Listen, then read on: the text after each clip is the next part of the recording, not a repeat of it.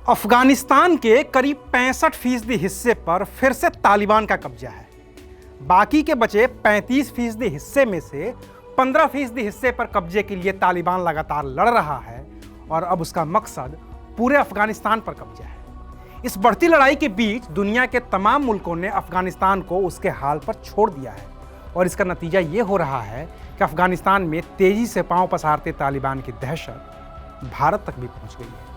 नमस्कार, मैं हूं अविनाश और आप देख रहे हैं अनकट। अफगानिस्तान के बाहरी इलाकों पर कब्जा करने के बाद अब तालिबान बड़े बड़े शहरों और प्रांतों की राजधानियों पर निशाना साध रहा है। महज 5 दिनों में उसने अफगानिस्तान के 5 प्रांतों पर अपना कब्जा कर लिया है। चाहे वो अफगानिस्तान के उत्तरी प्रांत कुंदूज, सरेपोल और तालोकान हों या फिर दक्षिण में ईरान की सीमा से लगे निमरोज प्रांत की राजधानी जरांज या फिर उज्बेकिस्तान और तुर्कमेनिस्तान सीमा से लगे नोवजान प्रांत की राजधानी सबरघान, हर जगह अब तालिबान काबिज है।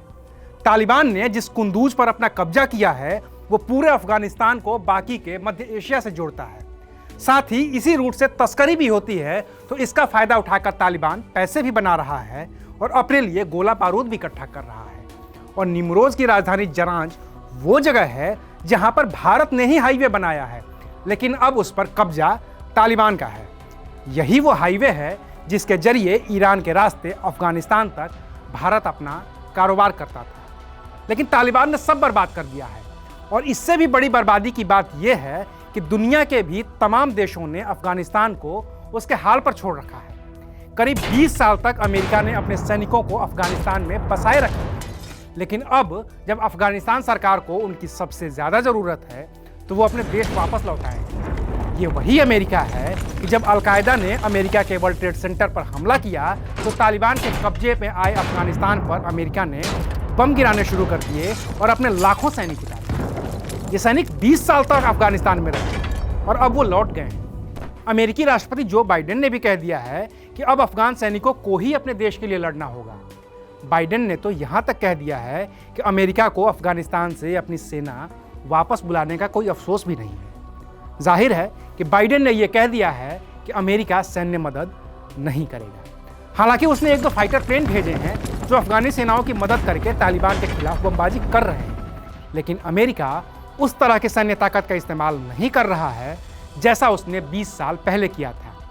तालिबान ने अफगानिस्तान में जो शुरू किया है उसमें अब तक करीब 2000 लोग मारे जा चुके हैं। औरतें और बच्चियां घरों में रहने को मजबूर हैं। अफगानिस्तान सरकार के मीडिया विंग के प्रमुख दावा खान मेनापाल की तालिबान ने गोली मारकर हत्या कर दी। अफगानिस्तान के क्रिकेटर राशिद खान ने ट्वीट करके दुनिया भर के नेताओं से अफगानिस्तान को बचाने की गुहार लगाई है, लेकिन कोई सुनने वाला नहीं है। एक समय अफगानिस्तान में दाखिल होकर तबाही मचाने वाला रूस भी मूक दर्शक बना हुआ है। तो जाहिर है कि अफगानिस्तान पर कब्जा करने के बाद तालिबान चुप नहीं बैठेगा और इसका सबसे बड़ा खामियाजा भारत को ही उठाना पड़ेगा। भारत के 2 पड़ोसी देश चीन और पाकिस्तान सीधे तौर पर तालिबान की मदद कर रहे हैं।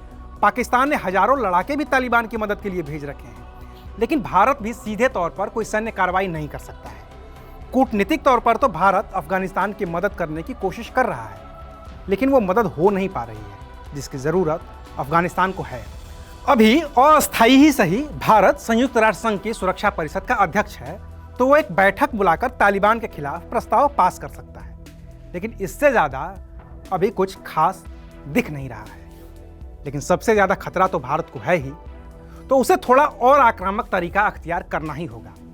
अभी तालिबान ने ईरान की सीमा से लगे निमरोज प्रांत की राजधानी जरांज पर कब्जा किया है।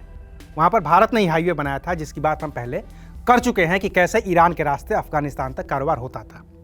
भारत और अफगानिस्तान के बीच रिश्ते कितने बेहतर हैं इसे इस बात से भी समझा जा सकता है कि अफगानिस्तान में भारत के 5 दूतावास हैं। काबुल और कांधार के अलावा जलालाबाद, हेरात और मजार शरीफ में भी भारत का दूतावास है।